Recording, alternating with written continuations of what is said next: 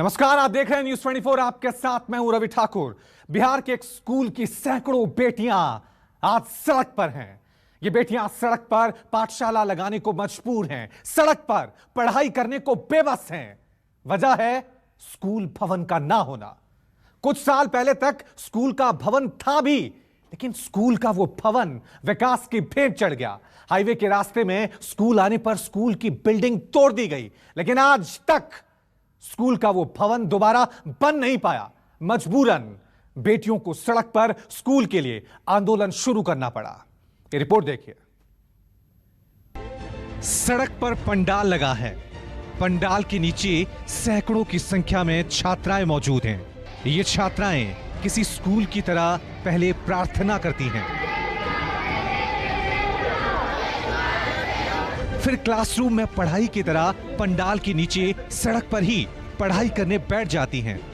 एक छात्रा थाली पीटकर घंटी बजाती है, जैसे आमतौर पर स्कूलों में घंटी बजती है।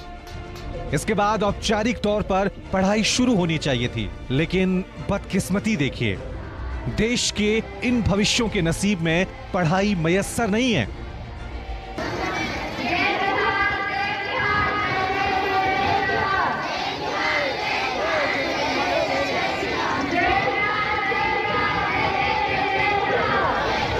चिलचिलाती धूप में पंडाल के नीचे सड़क पर ये छात्राएं जिस बिहार के लिए जय जयकार का गान कर रही हैं, उसी बिहार के हुक्मरान और अधिकारियों ने इनके भविष्य पर मानो डाका डाल दिया हो। इन छात्राओं के भविष्य को ताक पर रखकर फाइलों में सिमटा दिया गया है। वो भी एक दो या फिर 50-100 नहीं, 1600 बेटियों की शिक्षा पर ग्रहण लगा दिया है। आज सैकड़ों बेटियां सड़क पर हैं, सड़क पर सांकेतिक रूप से पढ़ाई कर रही हैं, सड़क पर ही अपने भविष्य की लड़ाई लड़ रही हैं। बेटियां आंदोलन तक करने को मजबूर हैं, और ऐसा एक दो नहीं बल्कि कई दिनों कई महीनों से चल रहा है। सड़क पर स्कूल आंदोलन की ये तस्वीरें 4 दिन पहले की हैं, लेकिन इसके पीछे की वजह 9 साल पुरानी है। यानी आज सड़क पर जो ये छात्राएं आंदोलन कर रही हैं, उसकी नींव 9 साल पहले ही रख दी गई थी, और वो वजह कुछ और नहीं बल्कि ये हाईवे है। दरअसल इस पूरी कहानी की जड़ है भोजपुर के कोइलवर नगर पंचायत में स्थित तारामणि भगवान साहब उच्चतर विद्यालय। ये स्कूल केंद्रीय मंत्री और बीजेपी सांसद आर.के. सिंह के संसदीय क्षेत्र के अधीन आता है। संदेश से आरजेडी विधायक किरण देवी इस क्षेत्र की नुमाइंदगी करती हैं। पूरी कहानी समझाने के लिए ये 2 तस्वीरें आपको दिखाते हैं। एक तस्वीर पटना से बक्सर जाने वाले NH-30 की है, जबकि दूसरी तस्वीर में तारामणि भगवान साहब उच्चतर विद्यालय के टूटे भवन की है। स्कूल भवन के ये हालात ना तो किसी बाढ़ के बाद बने और ना ही ये भवन किसी हादसे का शिकार हुआ है। स्कूल भवन के ये हालात NH-30 के चौड़ीकरण की वजह से बने हैं। ये हाईवे देख रहे हैं आप, कभी इस जगह पर स्कूल हुआ करता था। 9 साल पहले विकास के नाम पर पटना बक्सर NH-30 को 6 लेन करने का आदेश जारी हुआ है। सड़क चौड़ीकरण के नाम पर करीब 28 साल पहले 2019 में स्कूल भवन का अधिग्रहण कर सरकार ने इसे तोड़ दिया। अधिग्रहण के वक्त कहा गया था कि बेटियों को पढ़ने के लिए तत्काल वैकल्पिक स्कूल की व्यवस्था की जाएगी। साथ में यह भी वादा किया गया था कि जल्द ही स्कूल के लिए स्थायी जगह और भवन बनाए जाएंगे। मगर 2.5 सालों में स्थायी जगह और भवन तो दूर, अब तक वैकल्पिक यानी अस्थायी स्कूल भी नहीं बन पाया है। लेकिन हाँ, बन पाया है तो वो है NH-30 6 लेन। NH-30 के चौड़ीकरण का काम पूरा हो चुका है, लेकिन स्कूल का अब तक कोई अता पता नहीं है। बात बेटियों की थी, सवाल देश के भविष्य का है। लिहाजा न्यूज़ 24 ग्राउंड जीरो पर पहुंचा। एक तरफ सरकार बेटी पढ़ाओ बेटी बचाओ का नारा देती है, वहीं दूसरी तरफ विकास के नाम पर बेटियों की भविष्य के साथ खिलवाड़ किया जा रहा है। जी हाँ, जिस जगह पे हम खड़े हैं, पहले यहाँ भोजपुर जिले का सबसे बड़ा सरकारी विद्यालय हुआ करता था, लेकिन पटना आरा NH-30 को चौड़ीकरण के नाम पर इस भवन को, इस स्कूल की बिल्डिंग को ज़मींदोज़ कर दिया गया, तब यह वादा किया गया था कि जल्दी ही इनके लिए वैकल्पिक व्यवस्था होगी। लेकिन आज एक तरफ जो भवन का जो टूटा हुआ हिस्सा यहाँ मौजूद है, वहीं दूसरी तरफ सड़क तो इस दौरान बन गई है, लेकिन जो स्कूल भवन बनने की बात थी वो आज तक सिर्फ कागजों में ही है। विकास के नाम पर हाईवे तो बन गया, लेकिन इस विकास का बहुत बड़ा खामियाजा इस इलाके की बेटियां भुगत रही हैं। सैकड़ों बेटियां खुले आसमान के नीचे सड़क पर पढ़ाई कर रही हैं, अपने स्कूल के लिए आंदोलन कर रही हैं। ऐसा नहीं है कि स्कूल का भवन टूट गया है तो शिक्षक नहीं है, प्रिंसिपल नहीं है, साइकिल, पोशाक और मिड डे मील जैसी योजनाओं के नाम पर सरकारी खजाने से पैसे नहीं आ रहे हैं। कागजों पर सब कुछ है, अगर कुछ नहीं है तो वो है स्कूल का भवन। अगर कुछ नहीं हो रहा है तो वो है स्कूल में छात्राओं की पढ़ाई। कोरोना की वजह से लगे लॉकडाउन के दौरान स्कूल बंद थे, बेटियां तब खामोश थी, लेकिन अनलॉक 5 और 6 में स्कूलों के खोले जाने के बाद छात्राओं का गुस्सा भड़क गया, अभिभावकों के सब्र का बांध भी टूट गया। स्कूल भवन की मांग को लेकर आंदोलन शुरू हुआ। छात्राओं के इस आंदोलन में अंगियाफ से माले विधायक मनोज मंजिल जुड़े। NH 30 पर पंडाल लगाकर पाठशाला लगाई, पढ़ाई शुरू की गई तो प्रशासन का डंडा बरसा। पुलिस ने पंडाल लगाने वाले शख्स को गिरफ्तार कर लिया। छात्राओं का गुस्सा फिर भड़क उठा, काफी संख्या में छात्राएं थाने का घेराव करने पहुंच गई। पुलिस के सामने छात्राओं ने जमकर प्रदर्शन और नारेबाजी की।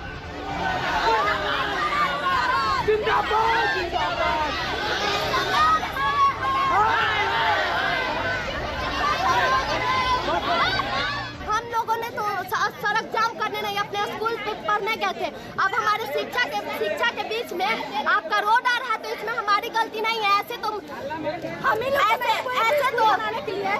हम बोलते हैं नीतीश सरकार कि बच्चे हमारे देश के भविष्य है, लेकिन हमारा भविष्य क्यों बिगाड़ा जा रहा है। इधर आंदोलन को बढ़ता देख अधिकारियों की नींद टूटी। सड़क पर चल रहे क्लास को बगल के मिडिल स्कूल में शिफ्ट किया गया, लेकिन इससे भी छात्राओं की परेशानियां कम नहीं हुई। क्लासरूम में बच्चों की बजाय बकरियां नजर आ रही हैं। कुछ क्लासरूम में ताले भी लटके नजर आ रहे हैं। कुल मिलाकर कहें तो बच्चों के भविष्य की चिंता ना तो हुक्मरानों को है, ना ही अधिकारियों को। इस खंडहर नुमा भवन को देखकर आप चौंके नहीं, क्योंकि इस स्कूल एक स्कूल का बिल्डिंग है और इस स्कूल में पढ़ाने वाले तमाम शिक्षक कागज़ पे पढ़ा रहे हैं और कागजों पर ही ये स्कूल भी चल रहा है। ये अलग बात है कि जो छात्राएं हैं यहाँ पे आती हैं क्लास करने, लेकिन यहाँ पे उन्हें ना टीचर मिलते हैं, ना भवन है, ना बैठने की क्षमता है। कुछ छात्राएं हैं, इनसे हम खुद बात करते हैं। अच्छा, ये बताइए कि ये बिल्डिंग कब से टूटा हुआ है? 3 साल पहले से। कितने स्टूडेंट्स थे यहाँ? 1700 यहाँ पे। बताइए कि आप लोग का कोरोना काल के बाद सारे स्कूल खुल गए हैं, ये स्कूल खुला है, पढ़ाई हो रही है आप लोग? नहीं हो रही है। तो क्या पूरा मामला क्या है इस स्कूल का? सर यहाँ पर स्कूल है ना जवान, उसमें खाली ट्रेनिंग वाले टीचर खाली पढ़ाते हैं, स्कूल वाले सर कोई नहीं पढ़ाते हैं। इस बिल्डिंग में तो नहीं पढ़ते? नहीं, पूरा बंद है। मिडिल स्कूल में शिफ्ट किया है। हाँ। ये बिल्डिंग जब कितना दिन पहले टूटा था? सर ये आप जो टूटी हुई अवशेष देख रहे हैं हमारी तारामणि भगवान साहब उच्चतर माध्यमिक विद्यालय की अवशेष है।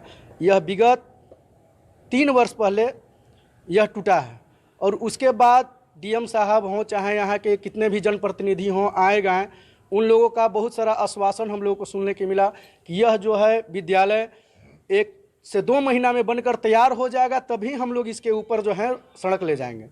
लेकिन सर ऐसा धरातल पर देखने के लिए कुछ मिला नहीं। ये बताइए कि कुछ विजुअल भी देखे थे कि सड़क पे विद्यालय चल रहा था, क्या आप लोग यहाँ पे प्रशासनिक अधिकारियों से बात किए?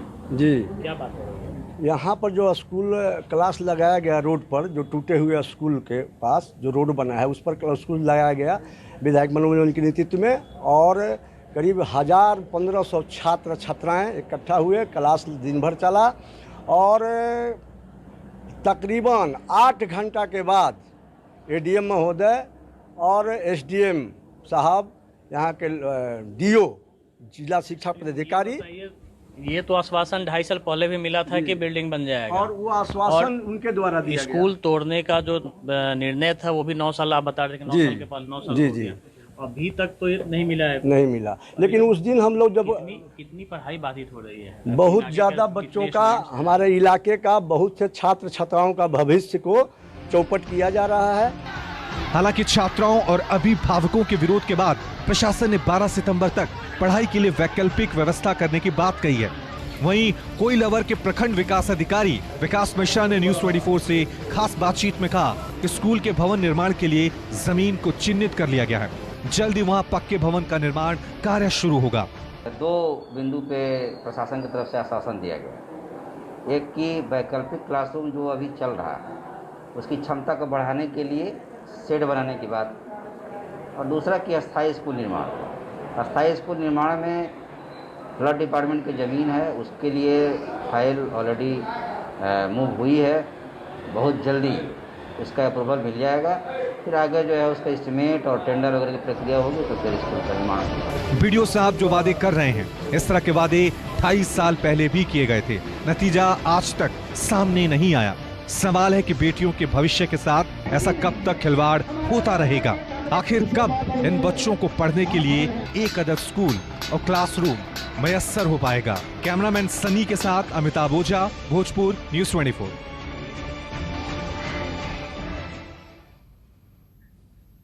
बिहार में इस तरह की कहानी किसी एक स्कूल की नहीं है, बल्कि दसियों ऐसे स्कूल हैं इसे आज भी एक अदद भवन की दरकार है।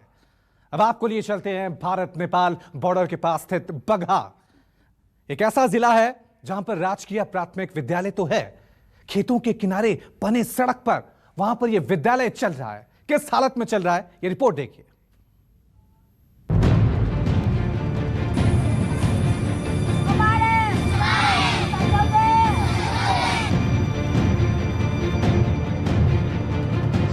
एक तरफ खेत, दूसरी तरफ सड़क, एक तरफ धान की लहलहाती फसल, दूसरी तरफ सड़क पर पाठशाला। आप सोच रहे होंगे कि हम खेत और पाठशाला की तुलना क्यों कर रहे हैं? तो सुनिए, एक तरफ किसान अपने खून पसीने से सींचकर फसल तैयार कर रहा है, वहीं दूसरी तरफ उन्हीं किसानों और मजदूरों के बच्चे अपने बेहतर भविष्य की तैयारी में जुटे हुए हैं। किसानों को इतना तो भरोसा है कि अब की बार उनकी फसल अच्छी उपजेगी, लेकिन इन मासूमों को दूर दूर तक उम्मीद की ऐसी कोई किरण नहीं दिखाई दे रही जिससे इनका भविष्य उज्जवल होने वाला हो। उम्मीद हो भी कैसे? एक अदद स्कूल की छत तक इनको मयस्सर नहीं है। तस्वीरें भारत नेपाल सीमा से सटे बगहा के गौरी बेलवा गांव के राजकीय प्राथमिक विद्यालय की है। चौंक गए ना आप? सोच रहे होंगे कि सड़क पर भला कौन सा स्कूल चलता है, लेकिन सच यही है, यही हकीकत है। इन मासूम बच्चों का यही नसीब है। ऐसे ही खुले आसमान के नीचे पीसीसी सड़क पर पढ़ाई करने को मजबूर हैं। 21वीं सदी के डिजिटल युग में भी ये बच्चे जिस स्कूल में पढ़ाई करते हैं वो भवनहीन हैं। भीषण गर्मी हो, सर्दी हो या फिर बारिश का मौसम, बच्चों को तमाम कठिनाइयों का सामना यूं ही करना पड़ता है। धूप मारता है और बारिश आता है तो बस्ता भीग जाता है। कहाँ पढ़ते हो लोग बैठ के? सड़क पर धूप में हम लोग पढ़ते हैं और हम लोग का बस्ता भीग जाता है। स्कूल का बिल्डिंग नहीं है? नहीं। जमीन है ना यहाँ? जी। ऐसा नहीं है कि स्कूल का भवन नहीं है तो यहाँ सरकार की ओर से कुछ भी नहीं मिल रहा है। स्कूल में 2 टीचर हैं, 80 बच्चे भी रजिस्टर्ड हैं। सरकारी योजनाओं का लाभ भी मिल रहा है। सरकारी दस्तावेजों में 2007 से ही ये स्कूल चल रहा है, लेकिन अगर कुछ नहीं है तो वो है स्कूल का भवन, जिससे शिक्षकों को भी भारी मुश्किलों का सामना करना पड़ रहा है। इस स्कूल में भवन के नाम पर ये एकमात्र टूटी फूटी झोपड़ी है जो विद्यालय का दफ्तर है। बाकी के दिनों में तो स्कूल के रजिस्टर समेत तमाम दस्तावेज इस झोपड़ी में ही रख दिए जाते हैं, लेकिन बारिश के सीजन में मुश्किल खड़ी हो जाती है। यहाँ 2 शिक्षक हैं, बच्चे 80 अभी नामांकन। तो भवनहीन विद्यालय है बच्चे? भवनहीन विद्यालय। अटेंडेंस रजिस्टर कहाँ रखा जाता है? यहाँ तो भवन भी नहीं है जी। एक झोपड़ी बना है, उसी में रखते हैं हम लोग। दरअसल आदिवासी बाहुल्य गौरी बेलवा गांव जंगल के किनारे बसा है। बगल के दूसरे गांव में एक स्कूल है। दूरी और आने जाने की बेहतर सुविधा न होने की वजह से ग्रामीण अपने बच्चों को दूसरे गांव के स्कूल में नहीं भेजना चाहते, लिहाजा ग्रामीणों ने अपने गांव में ही स्कूल बनवाने की पहल शुरू की। सरकार की तरफ से कोई कदम न उठाए जाने के बाद ग्रामीण खुद आगे आए। 20 साल पहले ग्रामीणों ने चंदा इकट्ठा कर जमीन खरीदी। उस जमीन को राज्यपाल के नाम डोनेट कर दिया ताकि उनके गांव में ही स्कूल बन सके, लेकिन आज तक गांव में स्कूल नहीं बन पाया। किसी तरह ये गांव के जो हमारे पूर्वज हैं, जैसे कि हम लोग भी हैं, तो उसमें कुछ चांदा चुंदी लगाकर जमीन खरीदी गई और उसको राज्यपाल के नाम से मुहैया कराया गया। अभी जो सरकारी भवन है यानी कि विद्यालय के रूप में वो नहीं बना गया है। हम लोग चांदा लगा करके ग्राम गौरी बेलवा के लिए, स्कूल के लिए बच्चे सब दूर दूर जाने के लिए नहीं जा सकते हैं और अभी तक सरकारी आवास नहीं बना हुआ है। यहाँ आज तक अभी भवन नहीं बन पाई। हम लोग विनती करते हैं, आग्रह करते हैं कि किसी तरह यहाँ भवन बन जाए। बहरहाल एक तरफ जहां हुक्मरान प्रदेश के स्कूलों को स्मार्ट स्कूल बनाने के दावे करते हैं, स्कूल में डिजिटल क्रांति लाने की बात कहते हैं, वहीं दूसरी तरफ एक स्कूल की ये तस्वीर है। सरकार के तमाम दावों को ये तस्वीर मुंह चिढ़ा रही है। बगहा से धनंजय द्विवेदी, न्यूज़ 24।